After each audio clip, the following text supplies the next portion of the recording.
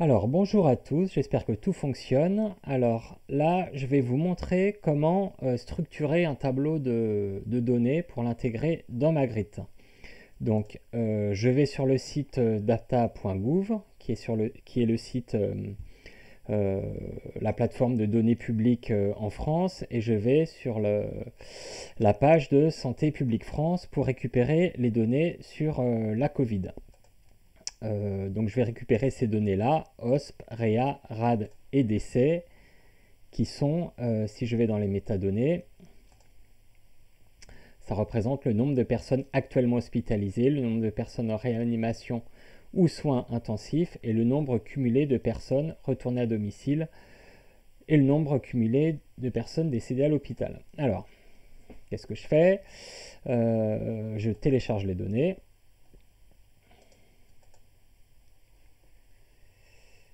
Tac. Donc elles sont là, je les ai téléchargées et je les ouvre avec Calc. C'est un fichier CSV. Voilà. Tac. Ça s'ouvre ici.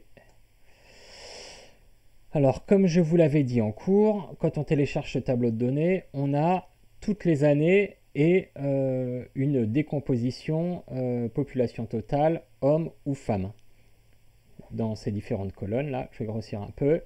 Donc, première colonne, le numéro de département. Deuxième colonne, le sexe. Troisième colonne, le jour. Et après, les variables.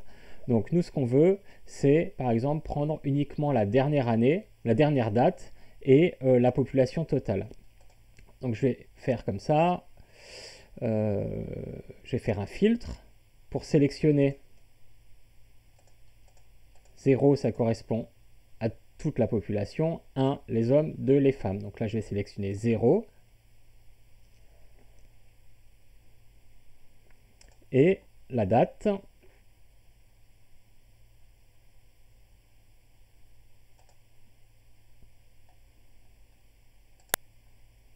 Voilà, je vais sélectionner uniquement, par exemple, le 7 octobre. Bon, allez, on va prendre le 1er octobre. Ça peut être un peu long parce qu'il y a beaucoup de colonnes, beaucoup de lignes. Alors voilà, je copie ça, CTRL-C, et je vais créer ça, je vais copier ça dans une nouvelle feuille, CTRL-V.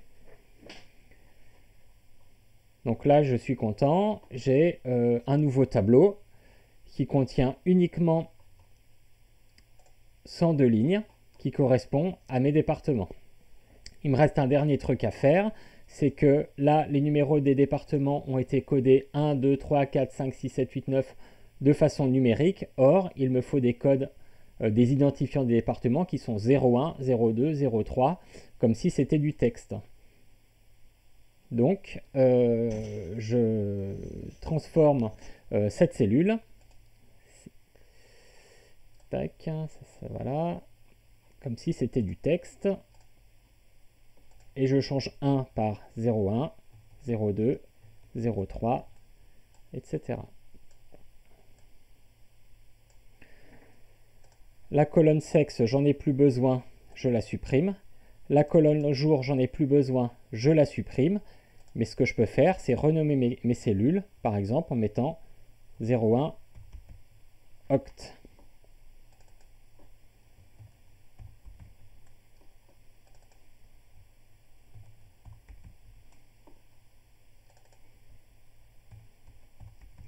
Voilà, comme ça j'ai un nom de variable qui détermine la date et la variable en tant que telle. Ça me permet de cumuler, si je le souhaite, d'ajouter d'autres colonnes avec la même donnée à des dates différentes.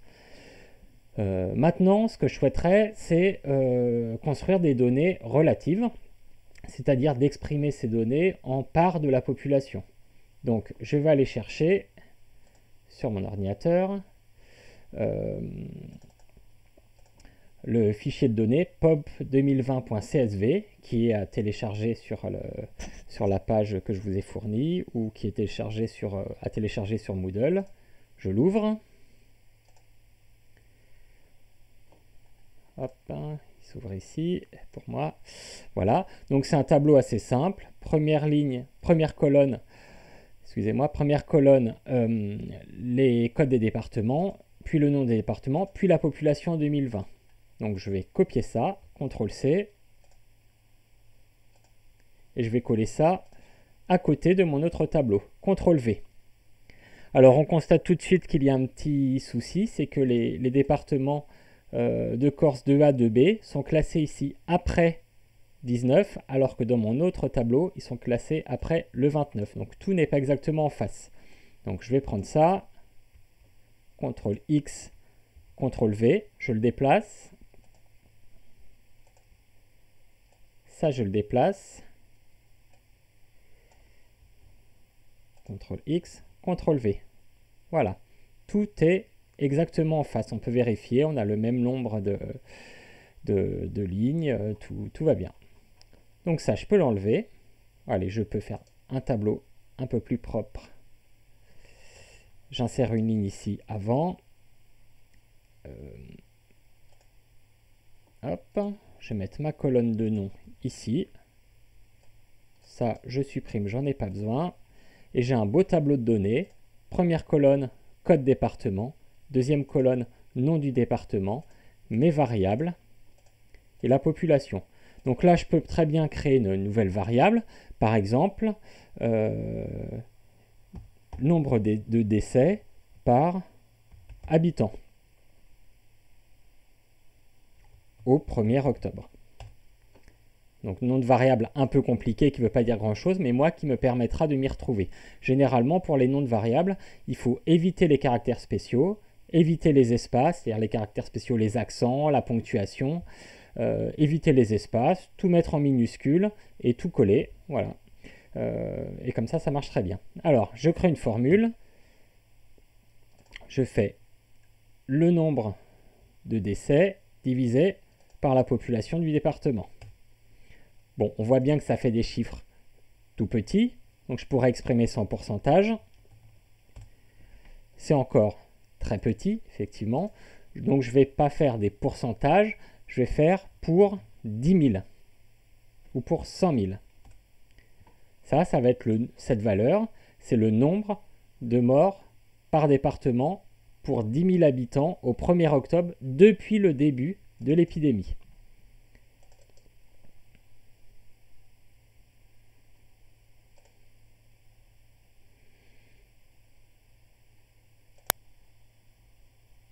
Voilà, une fois que j'ai ça, je suis content. Je peux enregistrer mon tableau de données.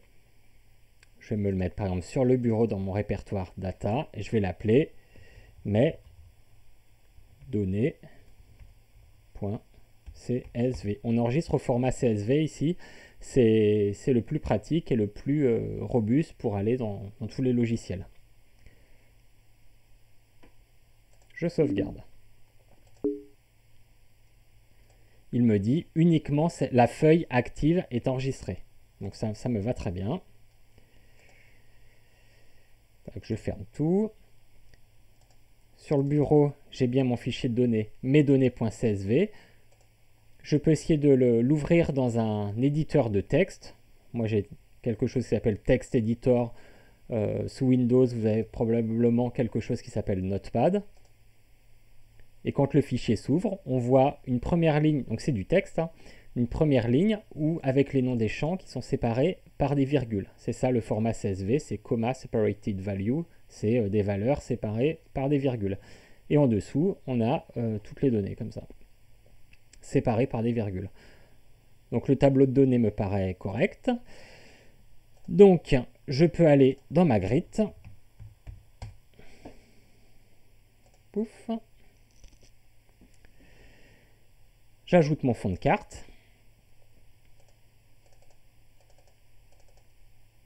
Donc je vais prendre, là je suis au niveau des départements, donc j'ai le fond de carte dept.geojson, c'est le format GeoJSON, c'est un format de données pour les géométries. Et Depth, c'est le fond de carte des départements. Je l'ouvre.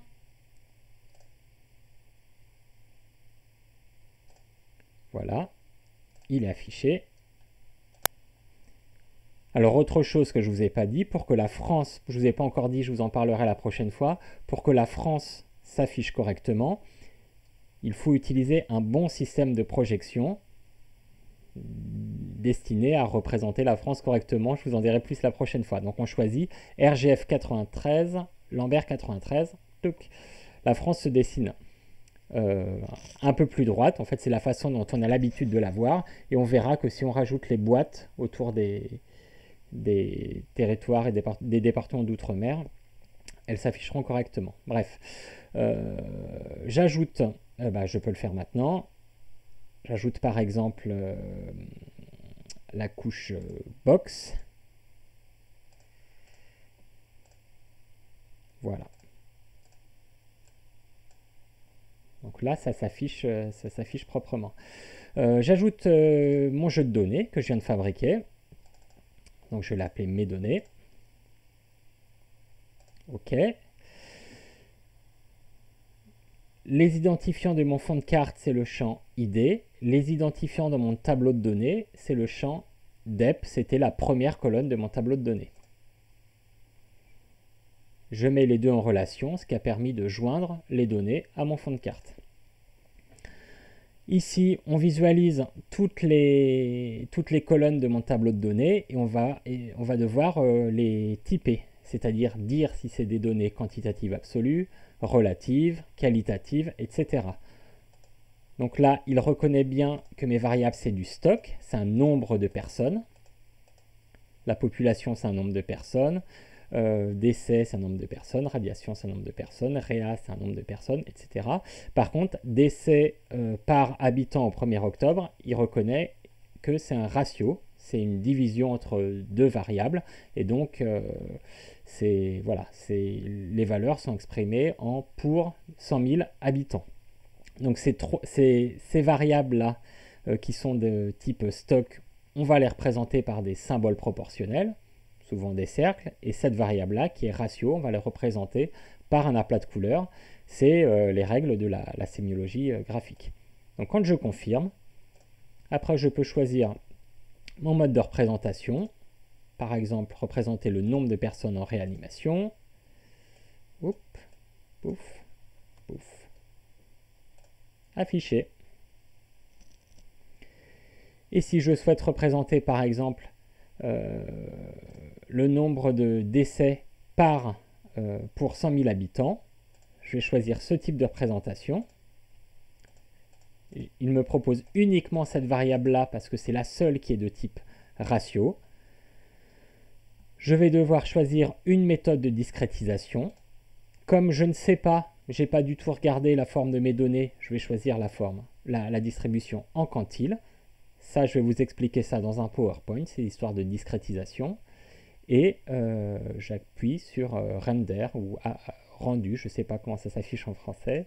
Boum, et j'ai ma carte qui représente le décès, le nombre de décès par habitant au 1er octobre.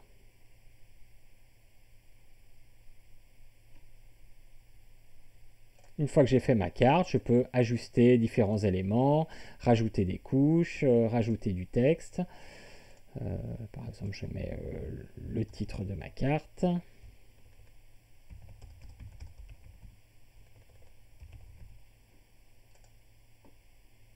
Je mets en gras, je change la police, etc. Voilà, on peut faire tout un tas de choses que je ne vais pas spécialement détailler ici. Et je peux exporter ma carte au format SVG. Donc c'est le format SVG qu'il faut utiliser parce que c'est le format qui se permettra de modifier la carte, soit dans Illustrator, soit dans Inkscape, soit pour l'améliorer graphiquement, soit pour la combiner avec d'autres éléments graphiques. Ma carte 1.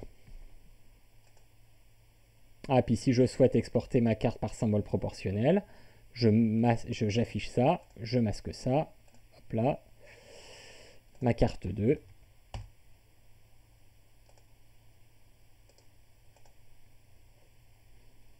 Donc moi, tout ça s'affichait dans mon répertoire Downloads.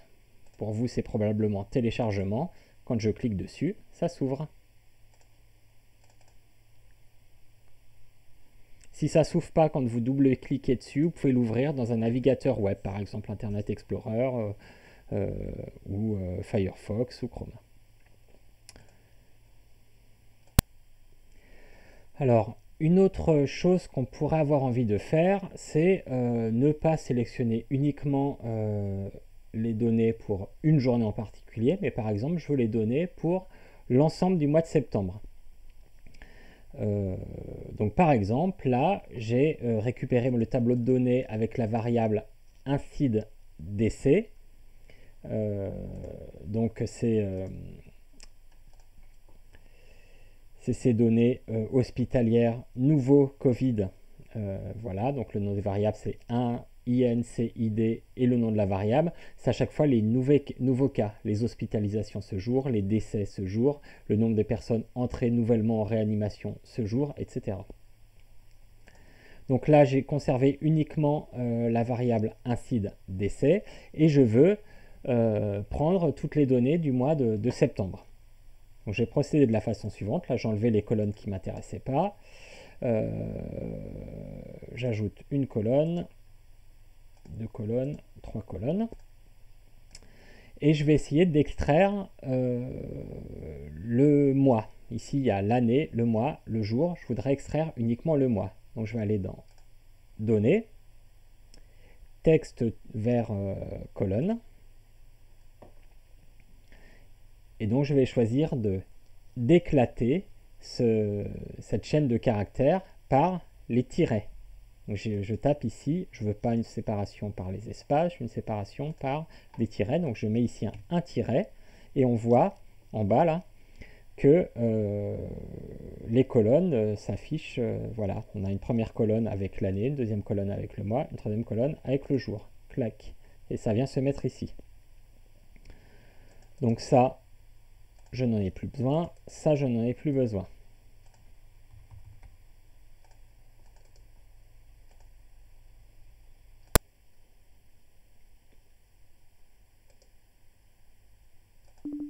Voilà.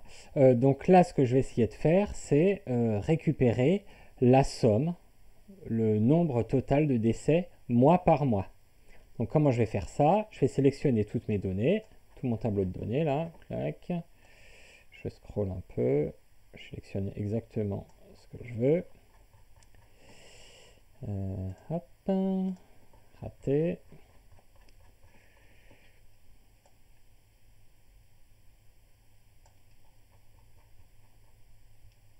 Bon, voilà. J'ai tout sélectionné et je vais aller dans Données, table pivot. Donc, je choisis la sélection actuelle et j'ai une interface comme ça où je vais choisir quelles sont mes colonnes.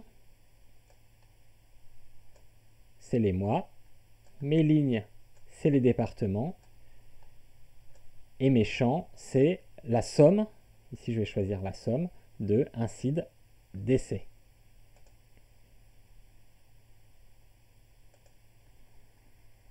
OK. Et quand je fais ça, j'ai un tableau où j'ai dans la première colonne les numéros de département, puis les valeurs mois par mois. Alors ça, c'est vachement intéressant parce que ça va permettre de faire une cartographie du nombre de décès mois par mois, par exemple, et de suivre l'évolution. Donc ce tableau-là, hop, je le récupère comme ça. Je crée une nouvelle feuille. Je vais mettre collage spécial. Raté. Collage spécial. Texte non formaté. Zut. Ça marche pas comme ça. Voilà. Tac. J'ai un beau tableau de données. Ça, je vais l'appeler mars. Décès mars. Décès avril, DC mai, DC juin, DC juillet, DC août, raté, DC sept. Et ça, j'enlève cette colonne-là d'octobre parce que le mois est en cours et donc les données sont incomplètes. Supprimer, tac. Je change le format de cette cellule. Format de la cellule. Je dis que c'est du texte. 01, 02. Et voilà. Et j'enregistre mon tableau de données. Save as. Desktop. Mes données. 2.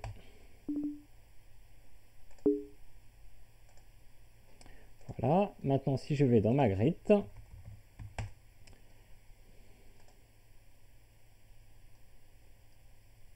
allez, nouveau projet. Je mets mon fond de carte de la France.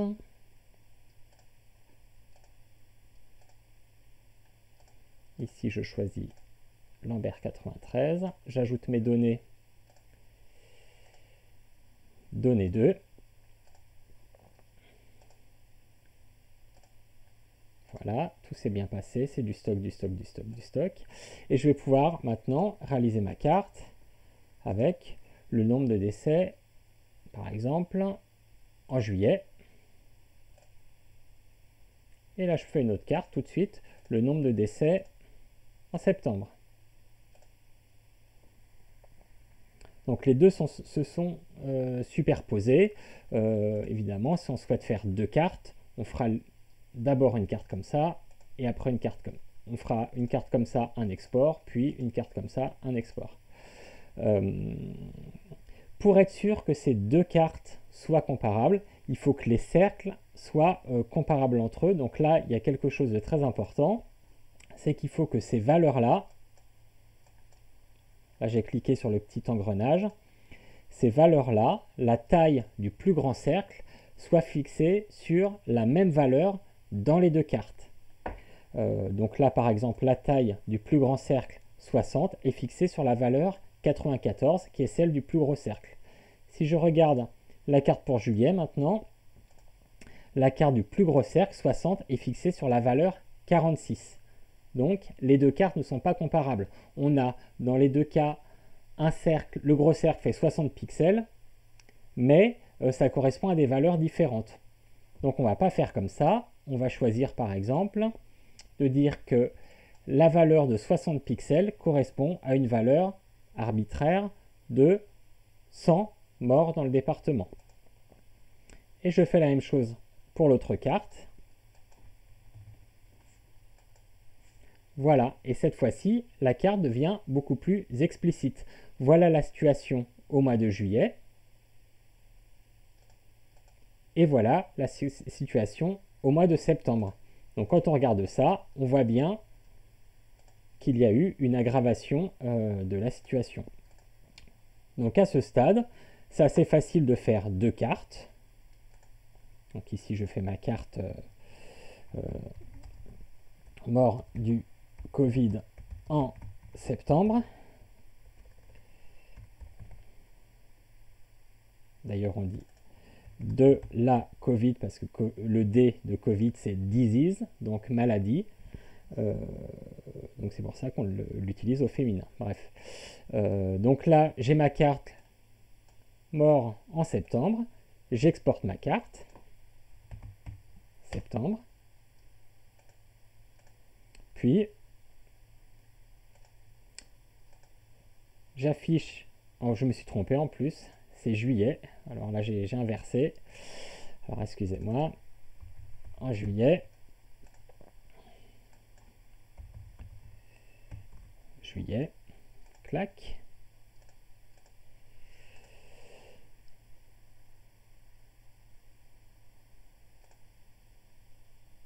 Maintenant, j'affiche la couche septembre. Je change le titre.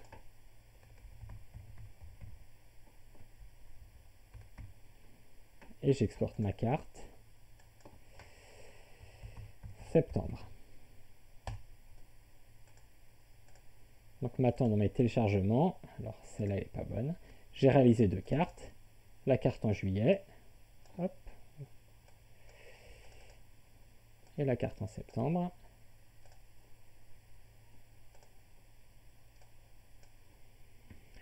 On voit assez clairement que la situation s'est dégradée. Voilà. Donc ces 2 cartes, si on souhaite les conserver, après on pourra les ouvrir dans Inkscape ou dans Illustrator et les combiner dans un document unique qui permettra de voir l'évolution de l'épidémie. On aurait très bien pu imaginer faire une carte par mois et avoir une collection de petites cartes qui montreraient l'évolution mois par mois. Voilà. Si vous avez des questions, n'hésitez pas à m'en parler en cours ou m'envoyer un mail. Merci.